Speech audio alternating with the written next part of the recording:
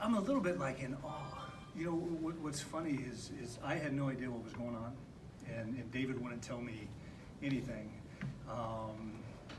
As I told Gene out there, this is maybe like a odd thing for me, but any gym or arena I've ever been in, I would always study who was up in the rafters, and you know, to have that honor tonight, I'm really at a loss for words. Had you known they were going to do that, would you have been reluctant to come and have them put your name in the rafters? No.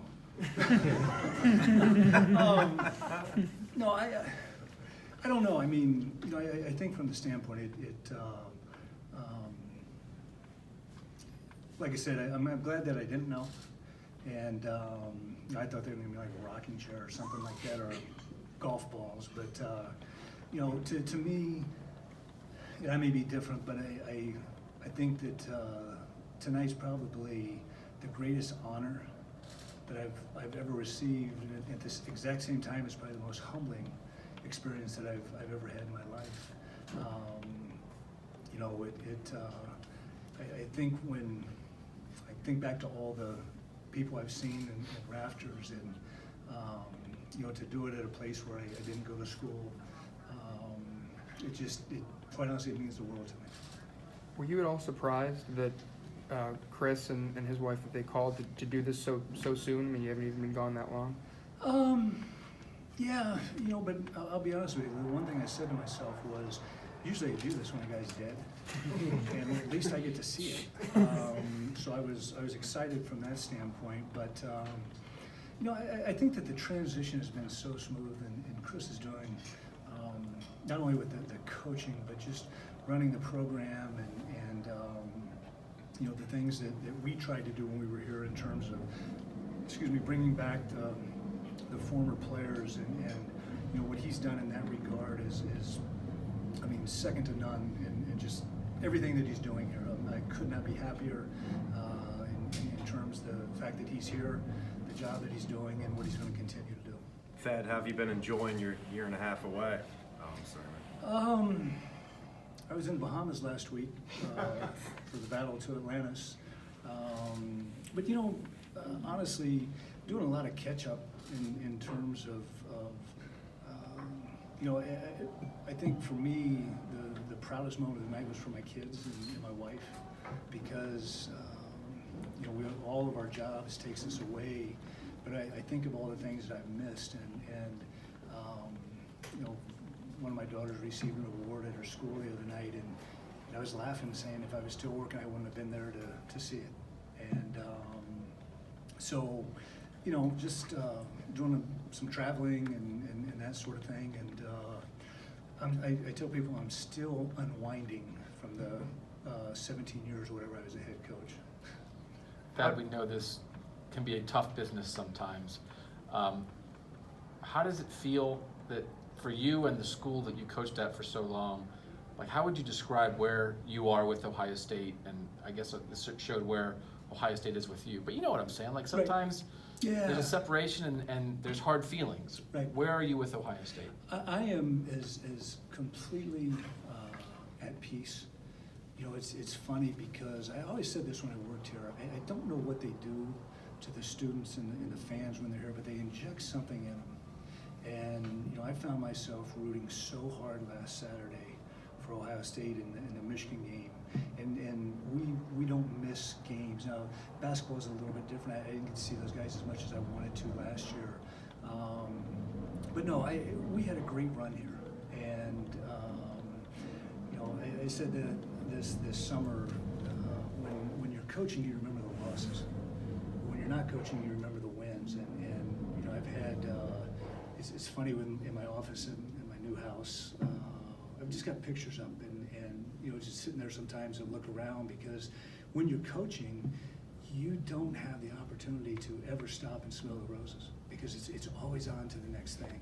And I remember in the start of '07 season, after we played for the national championship, we were getting ready to play our first game, and Vince O'Brien came into the locker room, and I'm sitting there, and the team was out warming up, and I said, "Hey, Vince, you realize we just played for the national championship?"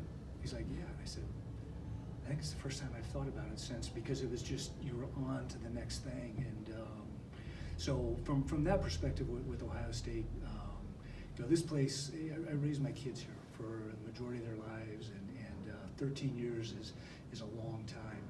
And Columbus is such a great city. Ohio State's such a great institution that it's always going to be part of who we are.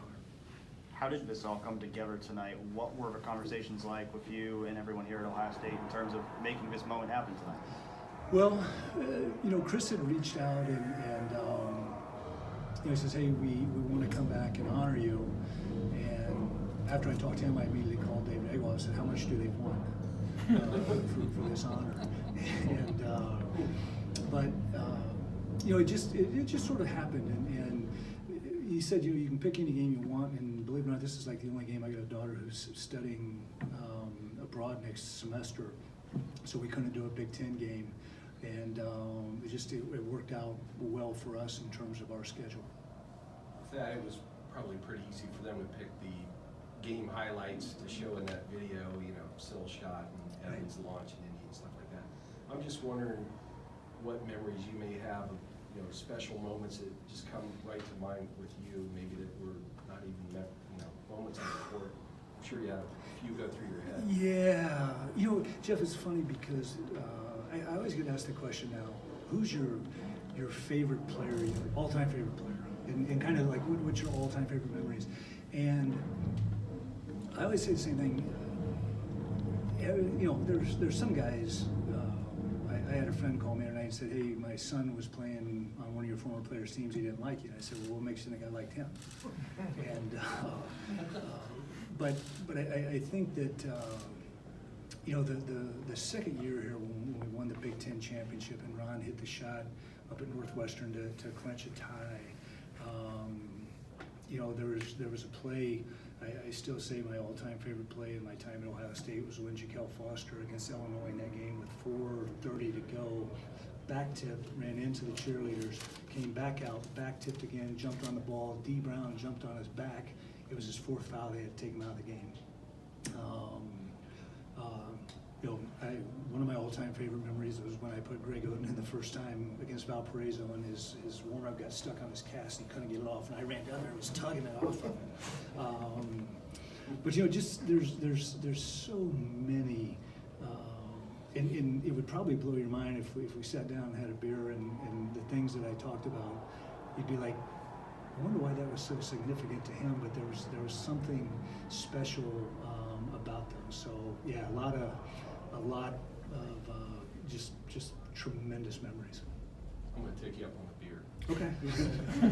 Thad, this might be the same question that Doug asked, but I mean, you're hugging the man who fired you. You're good with Ohio State. Oh, yeah, absolutely. Yeah, I mean, there's no question about it, and you know, I've said this. You know, Gene still remains one of the best friends I have in life, and you know, I completely understand the nature of the business and completely respect what has to be done. And like I said, if things weren't going well right now, maybe I'd have but I mean, this thing is rolling right now. If you're unwinding, then you're not interested in getting back.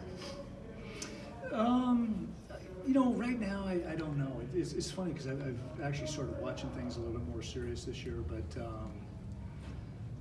you know, I was at the Butler game where they got beat the other night, and I went back to my room and went to sleep.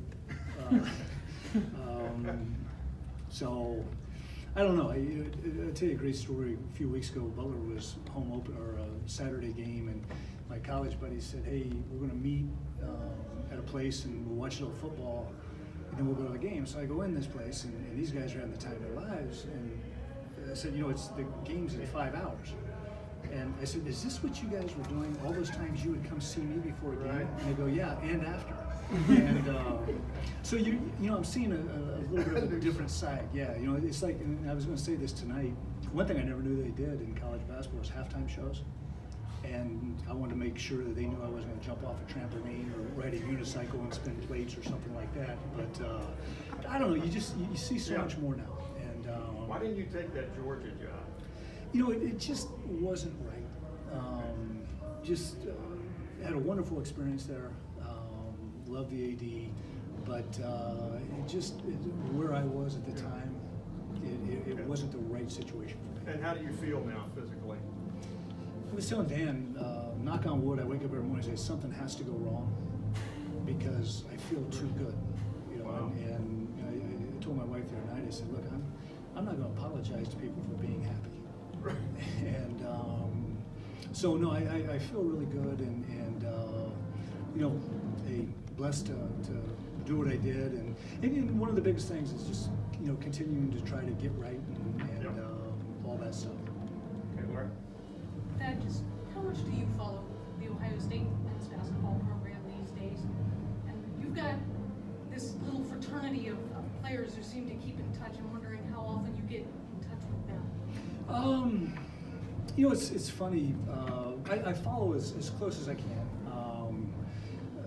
I didn't see a ton of games last year, but I mean, I always know when they're playing. I can follow a score. You know, and in terms of the players, you know, it's great when the NBA guys come through Indianapolis now because I've got to see D'Angelo, Evan, and Michael. They've been to town already, and the Pacers take great care of me in that regard.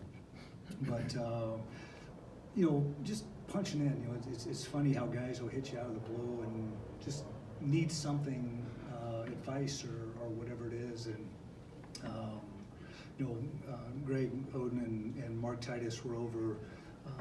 Barbara started the Kid Again in Indiana now, and so they were at a function there, and they came to the house afterwards. We went, we had dinner, and just so much fun being around those guys. Do you have any